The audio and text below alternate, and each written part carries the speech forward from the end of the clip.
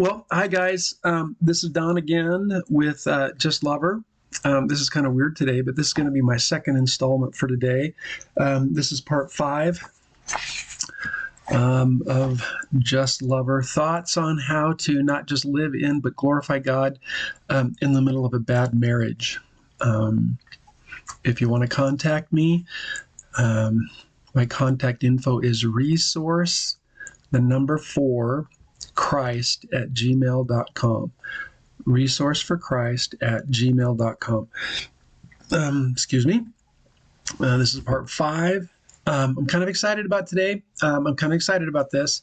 In one sense, this is an extension of what we just talked about in regards to grace. In one sense, this is unbelievably simple. In another sense, it's ridiculously pervasive and a little bit complex.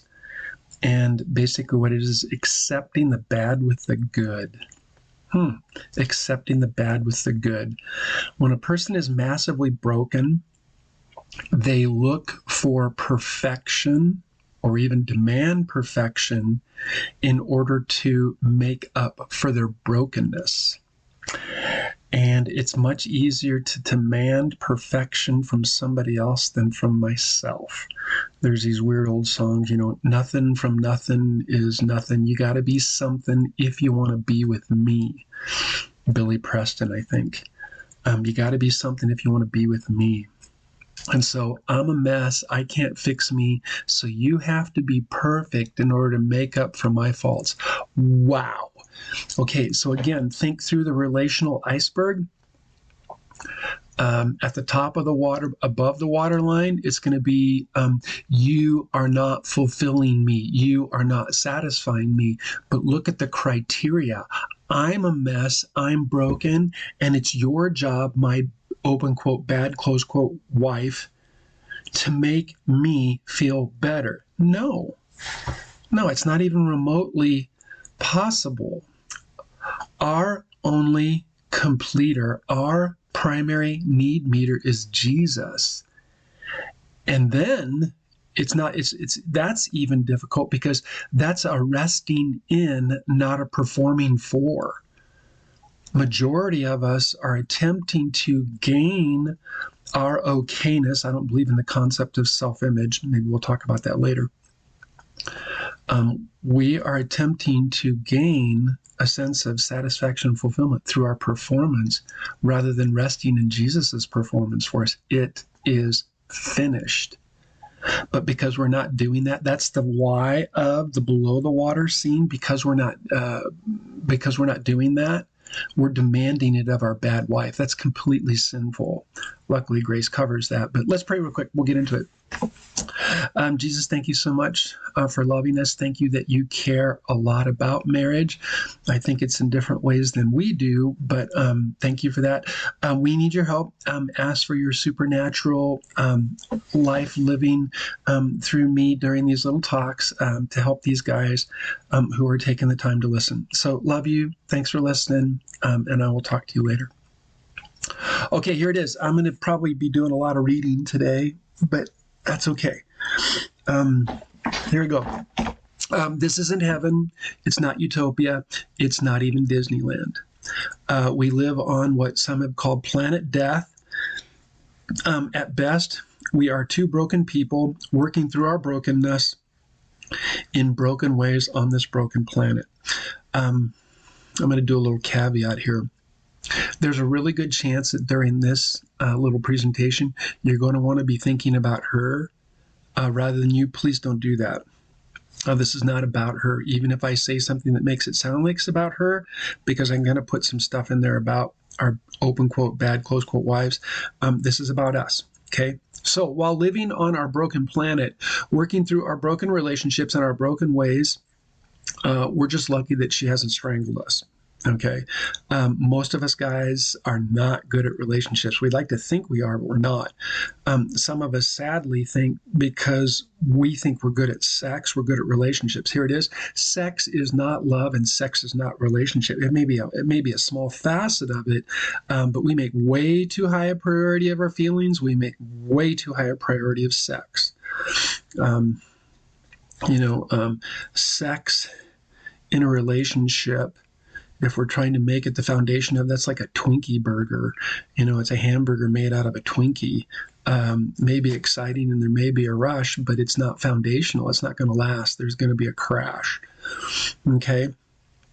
In light of all the dumb stuff that we've done over the past multiple years, we're really just fortunate that we're still here rather than with him.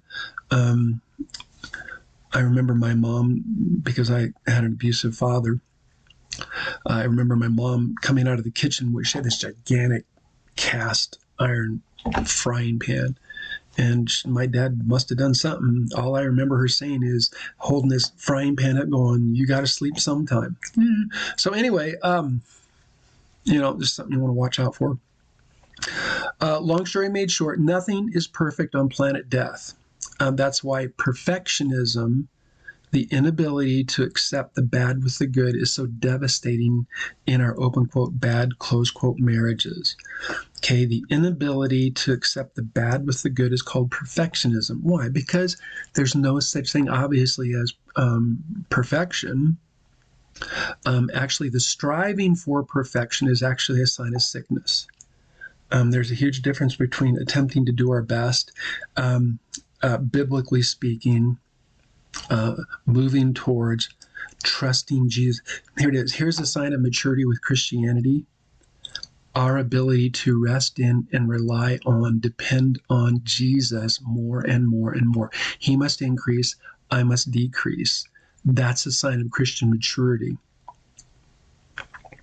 A sign of sickness, sadness, and unhealth is the drive for, and worse off, the demand for perfection. I can't be perfect, and it's certainly not even realistic to attempt to demand that she's perfect. Perfectionism is devastating to the perfectionist. Okay? But even worse than that, it's devastating to anyone who comes in contact with the perfectionist. Why?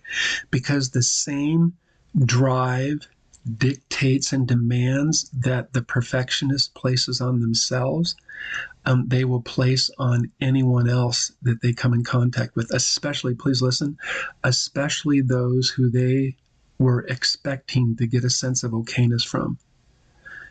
If they're in a relationship with someone that they had hoped that person would satisfy and fulfill them, when they don't, the perfectionist will place that standard of perfection on them.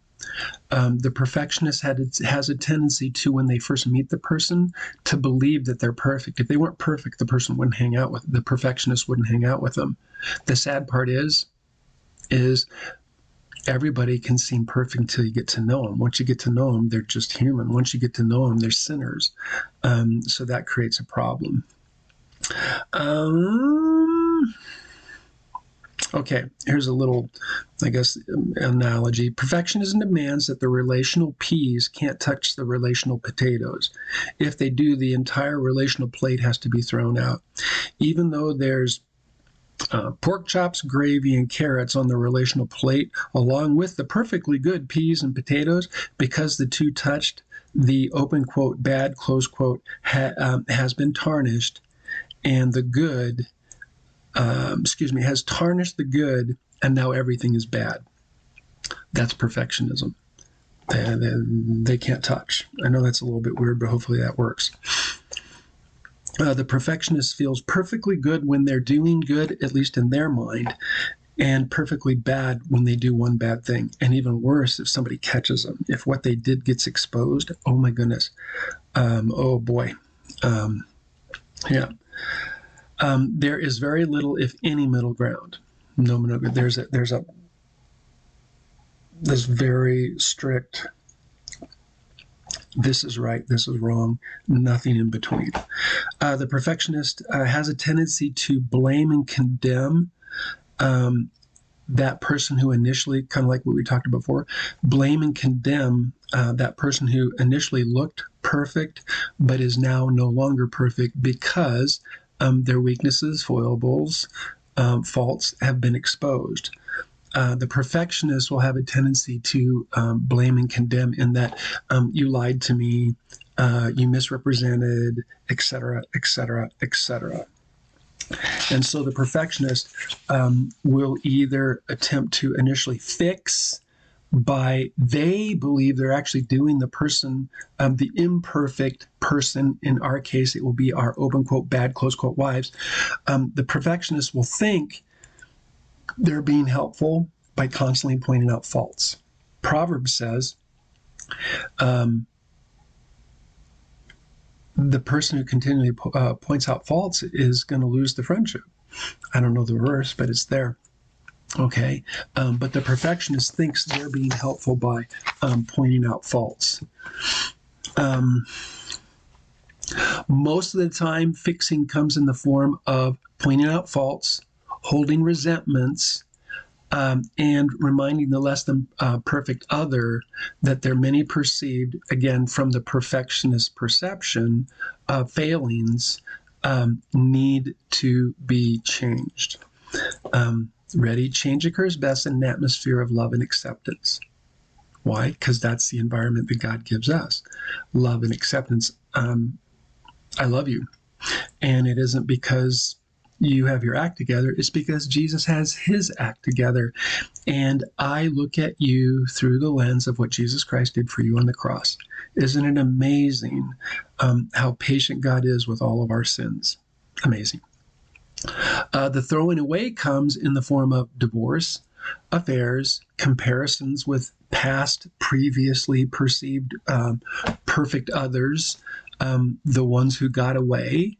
Well, it's real easy to think the one who got away was perfect because most likely you really didn't know them. The perfectionist didn't know them. You live with them long enough, they're going to be a pain in the rumpus too, but really they're not a pain in the rumpus, they're just being human. Again, substance use, pornography, abandonment that can come in the form of workaholism. A perfectionist has a tendency, if they're not good in one area, they'll shoot for another area. Most men will attempt to get their sense of significance then from work. They're not doing great at the relationship with their wife. They're not doing good in the relationship with their kids. So then they lie to themselves and others. Mostly their wives, hey, baby doll, I'm doing this for you. No, I'm really not. I'm buying a nice house, a nice car, in a nice neighborhood, et cetera, et cetera, et cetera. But most men would rather buy love than give love. Why? Because it's an escape, not healthy. I think I already did that. When someone has the character flaw of perfectionism, they demand perfectionism, again, first from themselves to some degree. The perfectionist has a tendency to write the rules, but the rules apply to everyone else, not themselves. Even though to some degree they do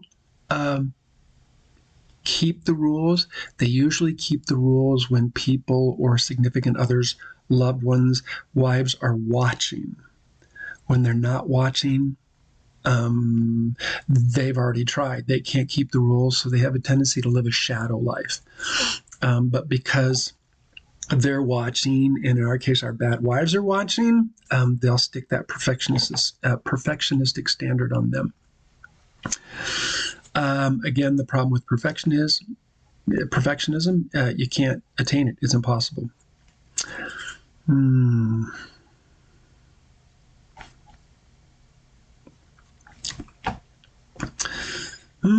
Let's go this route. Exposure to the perfectionist is intolerable. They hate having their weaknesses exposed.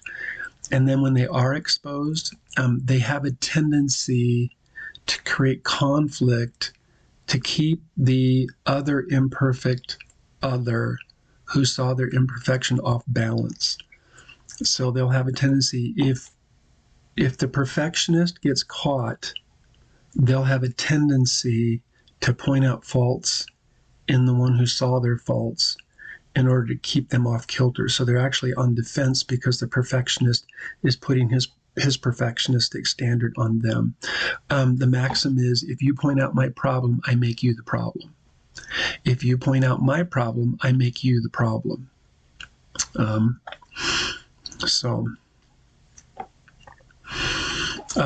The perfectionist has a tendency to be dishonest. They put on fronts. They're pretty deceptive. They make a priority of how things look rather than how things are. They make, like I'm talking to us guys, because we're broken, again, we're looking for perfection. Perfection usually takes the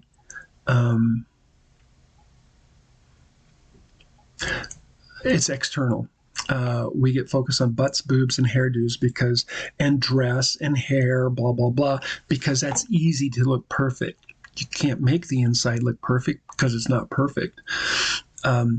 So most perfectionists get tricked or make a priority of how things look rather than how things are. And then again, eventually how things are exposes itself, and then the perfectionist loses it. That's why they have a tendency to be dishonest. I'm just going to read this one. The perfectionist has experienced some form of pain due to their weaknesses, faults, and in an attempt to make up for those weaknesses and escape future pain, they either knowingly or unknowingly strive for perfection in order to either cover up or compensate for the original imperfections. But again, that's the do more, try harder treadmill, or the pious self-denial syndrome. Two extremes: do more, try harder, or pious self-denial. Neither one of them work. The person usually gets tired, and everyone around them gets tired. Doing your best isn't good enough for the perfectionist. They'll actually call that person a loser. Dale Earnhardt had a pretty recognizable quote. He said, "Second place is the first loser." I guess initially, if you win all the time, and some might say, wow, this guy's really driven. Well, maybe, but let's go this route. Second place is just second place. Doesn't mean you're a loser. Third place is third place. Doesn't mean you're a loser. But see, if you're a perfectionist, that's your mindset. I remember when I was in junior high, I used to ride motocross bikes and got okay at it. And kids in the neighborhood used to come and watch us practice. And they said, man, you should race. And I said, if I can't win, I won't race. Now that sounded really cool. In one sense, arrogance. Really what it was is perfectionism. I can't handle second place. I wouldn't even be able to handle it. The family I grew up in, ready, if you didn't win, you didn't just get second place. You lost the love and acceptance that was lent to you, not given to you. Love in our family, love and acceptance in our family was earned. And if you didn't get first place, you lost it. It was lent to you. You lost it. And here it is. That really hurts. Already second place, but not winning and feeling abandoned. Youch. Really, really hurts. Got to look at my time here. Okay. I have too much material for today. I didn't think I'd have enough. I got too much. I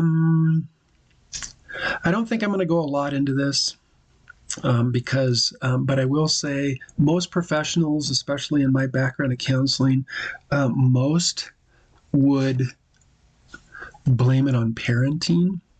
I think that's just massively overused. And if you're old enough to be watching this, every likelihood, you're probably past that. I mean, if you're 13 or 14, maybe, but at your age, I think this is time to just take responsibility for where you're at. I'm gonna just read this next part and see if it makes any sense to you. I'm not exactly sure where this problem came from, but I'm wondering if it might have something to do with the fall. Back in the day when Adam and Eve were walking around Eden, I seriously doubt before Adam bit the fruit that perfectionism was even a thing. Perfection Yes. Perfectionism? No. That's where you have to strive for it? No, everything was already perfect. It's kind of like the fish thinking about water. When the little guy's swimming around in it, most likely he takes it for granted. When, for whatever reason, he's out of it, the water, Mr. Fishy definitely is going to be thinking a lot about the water that's not there. I wonder if that's what happened to us. Romans 5, 12 to 19, specifically verse 12, says that Adam sinned. When he sinned, we all sinned. Maybe because of Adam's sin, i.e. screw up, and spiritual extension to us, we sinned with him. We've been looking for our lost perfection, just like Mr. Fishy's lost water. There's something inside of us that says, hey, we're supposed to be this way, but we're not this way. So rather than resting in and relying on Jesus's, it is finished perfection for us, we try to earn it ourselves. That's where the problem comes in. And then obviously the fix for that would be grace, just like we talked about earlier. For the most part, every one of us knows how we're supposed to be. I mean, parents, teachers, Sunday school teachers, preachers, police officers, commercials, everyone tells us how we're supposed to be, even though realistically, most likely it's not true, because who we're supposed to be is completely dependent on and relying on Jesus's righteousness, not ours. And so who gets that right? But again, like Paul in Romans 7, we see ourselves as miserable persons, obviously less than perfect, trying to act as if we're perfect in front of less than or other less than perfect persons who are probably faking it just like us, putting their quote best foot forward, because nobody likes to be exposed. Nobody likes getting their dirty laundry exposed. So who can save us from this life of imperfection? Well, obviously, Jesus. Paraphrasing verse 24 in Romans 7, oh, what a miserable husband I am. Who will free me from this life permeated with marital imperfections? Well, when we see that we're imperfect, we have at least two choices. We can attempt the hopeless task of creating our own perfection through our own performance. Romans 3:23, for all have sinned and fall short of the glory of God. That's really who we are. Okay, and so we can try to gain it by our performance, but remember, that's the stumbling stone that the Bible talks about that all the Israelites had. They believed that the law was there for them to be a ladder for them to climb, when in reality, we're going to look at in a second, it was a cross that we were meant to bend a knee to and have actually Jesus come down on that ladder where we don't have to perform for, we don't climb it. He comes down and meets us where we're at. We can, or instead of trying to perform on it, we can rest in and rely on Jesus's old King James stuff, his imputed righteousness, his perfection. Romans 5:1, by entering through faith into what God has always wanted to do for us, set us right with him. Isn't that great? Make us fit for him. We have it all together with God because of our Master Jesus. I'm going to believe that's the message. Titus 3:5, he saved us not because of any works of righteousness, performance, trying to be perfect, that we have done, but because of his own compassion and mercy, by the cleansing of the new birth, spiritual transformation, regeneration, the renewing of the Holy Spirit. There's the cure for perfectionism. Ready? I'm going to keep it as simple as I can. Got to look at my clock here. The only cure for perfectionism is grace. See if I can work on this for a second. Remember, accepting the bad with the good, or perfectionism. The only way out of that is grace. Let's see if we can look at this. Most people screw up in regards to shame and guilt. When I see that I'm imperfect, most people have no clue about shame. So we feel guilty. We're not good enough. We're not measuring up. So the way guilt works is I feel bad because I did bad, or in this case, I didn't do enough. So the way you can undo guilt is, well, stop doing dumb stuff or try to do right stuff. and then you can get rid of guilt. That's how guilt works. Shame doesn't work that way. Shame is, I feel bad because I am bad. Not because I did bad, but because I am bad. So the way to undo shame, there's only one way to undo shame. It's called grace. The 12-step program has it's progress, not perfection.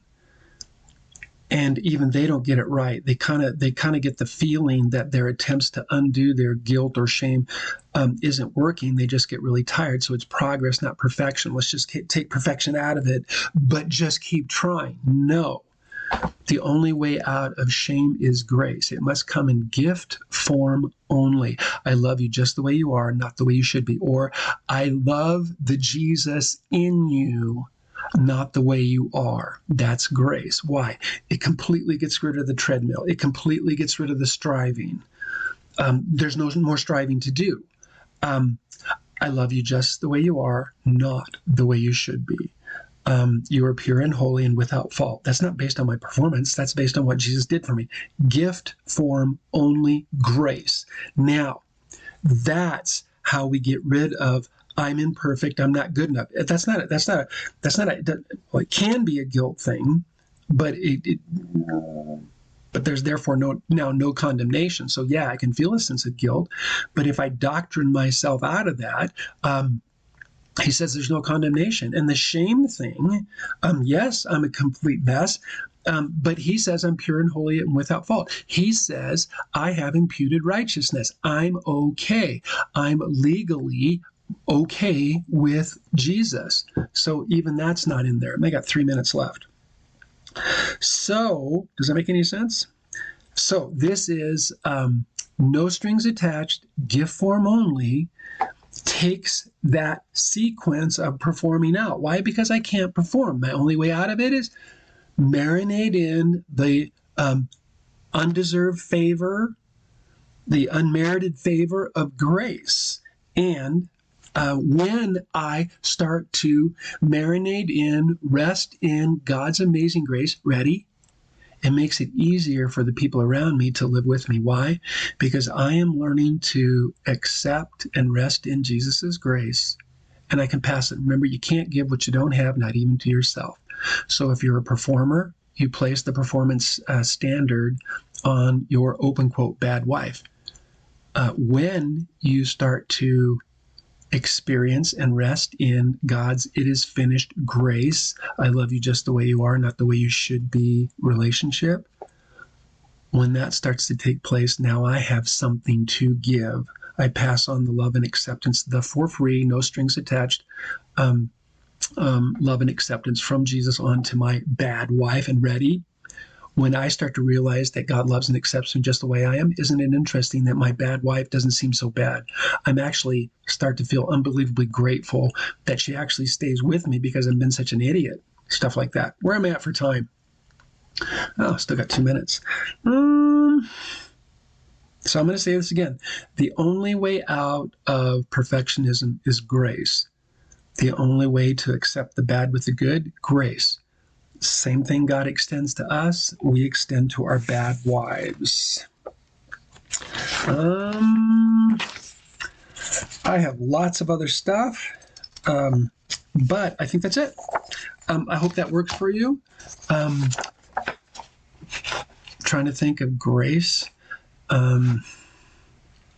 Jeff Van Vonderen has some great stuff on shame. He has a fantastic book. Jeff Van Vonderen has a great book called Families Where Grace is in Place.